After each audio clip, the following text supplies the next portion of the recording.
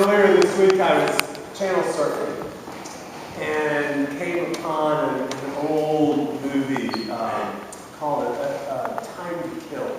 It's an adaptation of a John Grisham book set in Mississippi. Have some of you seen it? Some of you have.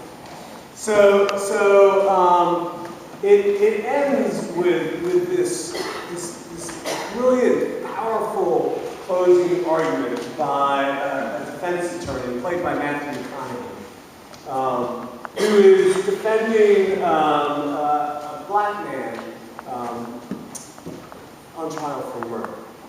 Carl Lee, the black man, has shot and killed two white men, actually on the steps of the courthouse earlier in the movie. He's done so because those men had just a day earlier been heard bragging about how they had assaulted his 10-year-old daughter. So there's little hopes, really, of getting Carl Lee off in this scene. Not just because he shot the two men in broad daylight, but also because the so-called jury of his peers was really a collection of 12 white individuals, many of them Ku Klux Klan sympathizers.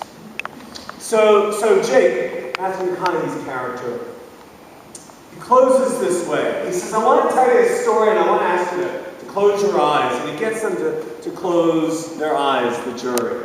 And he says, so imagine that there's a little girl and she's walking home from the grocery store and it's a beautiful sunny day and a car pulls up alongside of her and grabs her.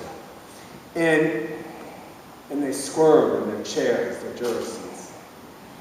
And then he kind of walks them through the horrible details of the assault, and I will spare you those details here and now. But he walks them through it, step by step, trying to get them to really be fully present for all that has happened.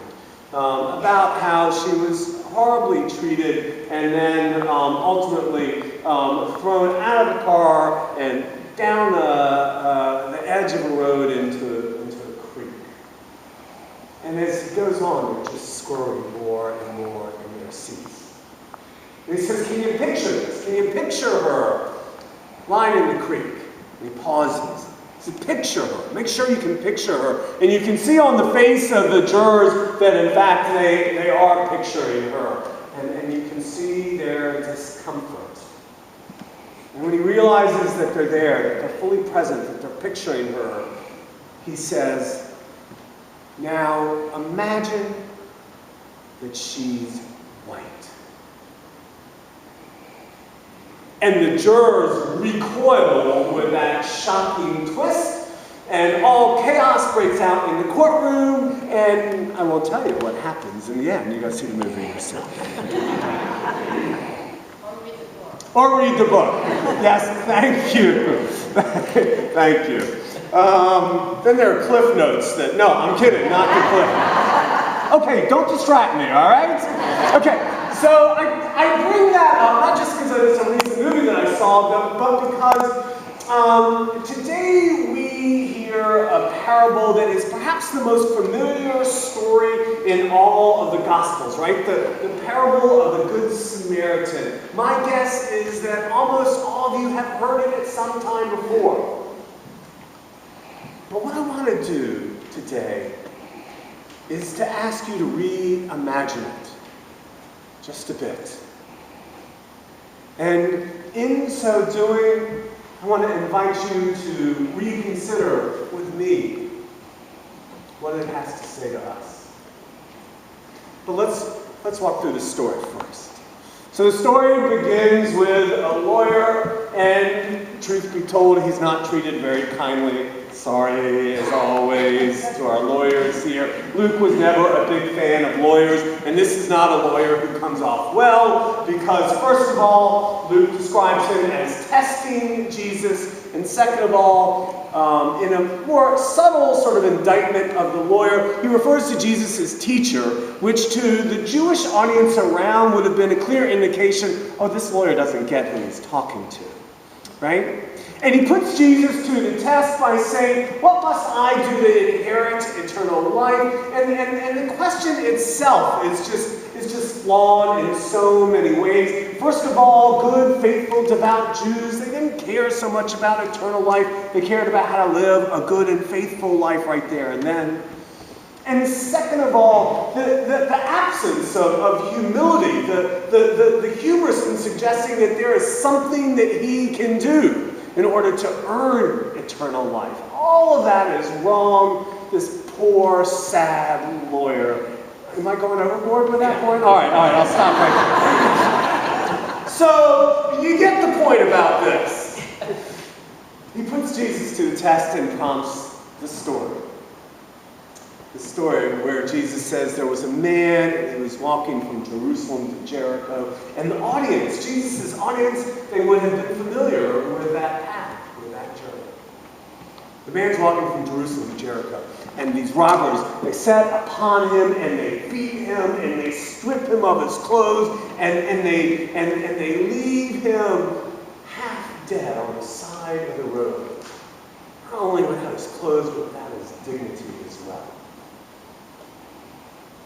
Not long after, though, a priest comes by. And surely if this poor, besieged man had any consciousness, if he had been able to see who was coming, surely he would have been hopeful that a priest was coming to take care of him. But that's not to be the case, is it? As the parable goes, the priest crosses over to the other side and keeps on going. That's not the only character that passed by.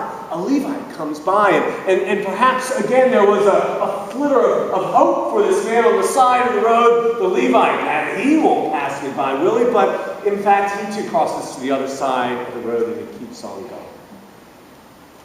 Now, I have to just stop there for a little bit of commentary and reflection, because in the 25 years I've been preaching on this and I've been reading about this, it's amazing how not just people in the pews and not just clergy, but even some scholars have done some sort of gymnastics around these two characters to actually explain away their passing by on the other side of the road. Maybe you can even come up with some excuses. Why would they pass by? Why do you think? Why? Well, they had an appointment, right? They had somewhere to go, sure. They couldn't spare the time. They what? They thought he was dead. Maybe they thought he was dead. So what good can they do? They're afraid. Ooh. We'll come back to that one. What's that? Ah, right. So that's one of the ones that gets trickiest. Because maybe it is, I don't know if you heard what Nora said, but because about touching their blood, maybe it is that, wait, these aren't slackers, these aren't hard-hearted people. They're just passing by because of the purity laws about not touching this unclean man. Maybe so. So it's always helpful when you want to understand how the Jewish audience hears this, to listen to a Jewish scholar. Amy Jill Levine is a New Testament professor and also a professor of Jewish studies at Vanderbilt Divinity School. And she says, not so fast. She says, first of all, there actually was not a purity law that would have prevented the priest from going over and caring for this unconscious, half-dead person. Not so fast. And second of all, the notion that maybe he didn't have time, maybe that he had some place to go. He was on his way from Jerusalem to Jericho. It's not like he was going to Jerusalem for some service or something like that. Not so fast.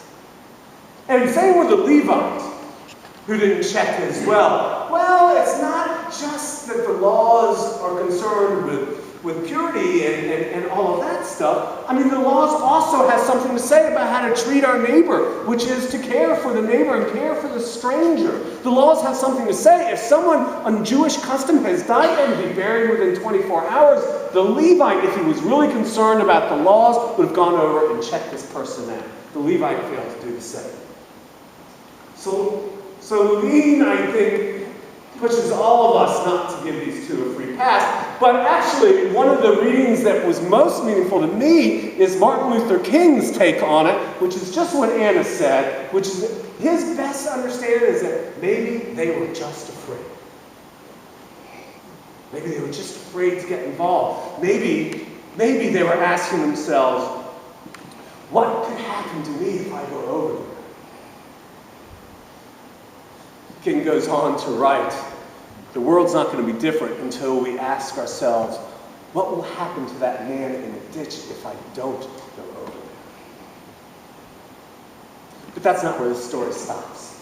And the Jewish audience, they would have known that any arc of a story with two characters surely will have a third, and just as surely that third character will be the exemplary one. And so that's what they were expecting.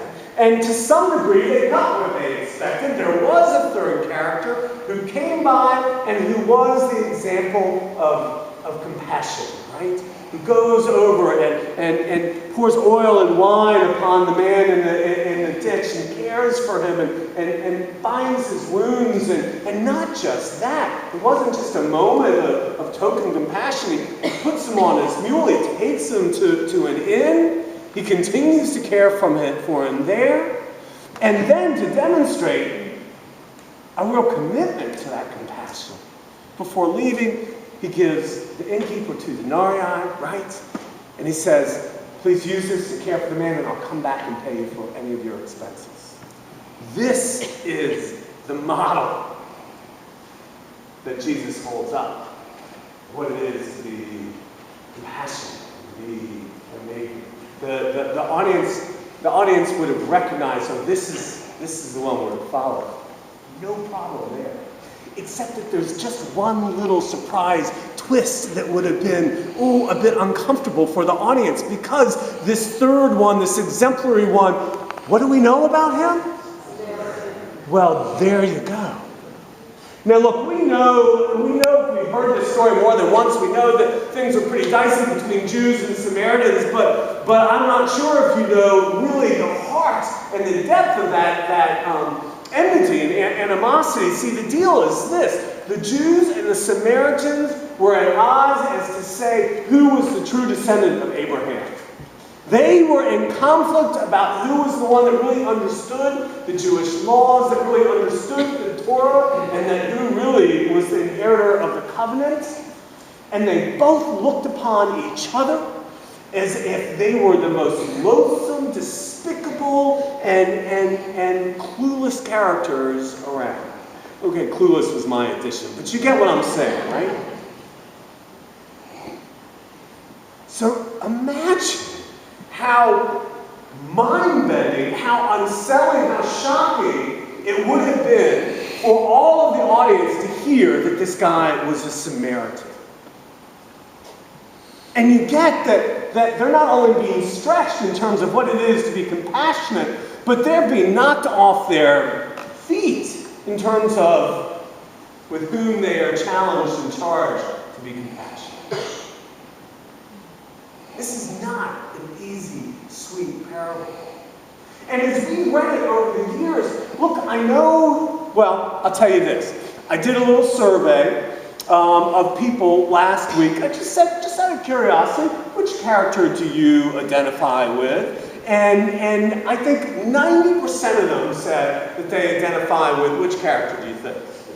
Sure, right. Because this is a lovely fable about how we are to treat our neighbors and about how we are to be kind and caring and compassionate. And look, that's a fine takeaway. It is. But that's not the takeaway that the original audience would have had as this crazy story unfolded before them. Their takeaway would have been very different. So picture that person in the ditch. Can you picture him or her? Now imagine it's yourself. Because that's just how personal this parable was. Because that audience would have understood that that guy in the ditch was a faithful Jew. And that audience would have been shocked, scandalized, and otherwise discomforted by the notion that as he or she looked up out of the ditch to that hand that was reaching out to care for him, that the face was that of a Samaritan. Not just someone that looks differently from you, not just someone that you don't like, someone whose very existence you wish could be wiped away from the earth. Someone who is at the height of your list of loathsome. That's the person that is reaching out to care for you, to care for you. So imagine now how that changes your hearing of the parable. You can tell me later. I won't put you on the spot because it's a tricky sort of shift in perspective. But I will tell you, for me, as I've been thinking about it, I will tell you that, first of all, it makes me much more aware of the human vulnerability and the outrageous sort of risk in this parable. It makes me much more aware of how it takes two, so to speak. How that Samaritan could have reached out, and that one in the ditch, it would not have been a shock to say, "Don't touch me, you unclean soul." But it didn't happen. But to break these barriers, well, it takes risks. It takes doing something that makes us uncomfortable. It takes rethinking those people about whom we have very certain and clear judgments. It takes taking our attitude that sizes people up, that says that I know you and I know your limits and I know how you think and I know how you operate, and throwing them out and thinking again. And as I think about this parable, that it's a snapshot of how God wants God's kingdom to be, how God wants us to relate to one another. I think this is God's way of saying, okay, stop with this judgment, with this division, with this sense that we are worthy and you are not, that we are capable and you are incapable, that we are holy and you are despised. In God's kingdom, those divisions no longer exist. Because we all are to care for one another. It makes me long for that kingdom so very, very much. And it's impossible, as far away as it seems that we are from that kind of experience, it gives me a flicker of hope that we can be that way if we dare try. In Levine's sort of final words about this parable, she wrote this: "For the final sense of the profundity of this parable, we need only look from ancient text to present context. To the present context. The parable of the Good Samaritan is one of the few that makes almost a perfect translation to today's situations. To hear the parable today, we only need to update the identity of the figures. Can we finally agree," she asks, "can we finally agree that it is better to acknowledge the humanity and potential good in the enemy rather than to choose death? Will we be able to care for our enemies who are also our neighbors? And will we be able to bind up their wounds rather than blow up their cities? And can we imagine that they might do the same?" The biblical text and our concern for humanity's future, she concludes, tells us that we must. Imagine that. Amen.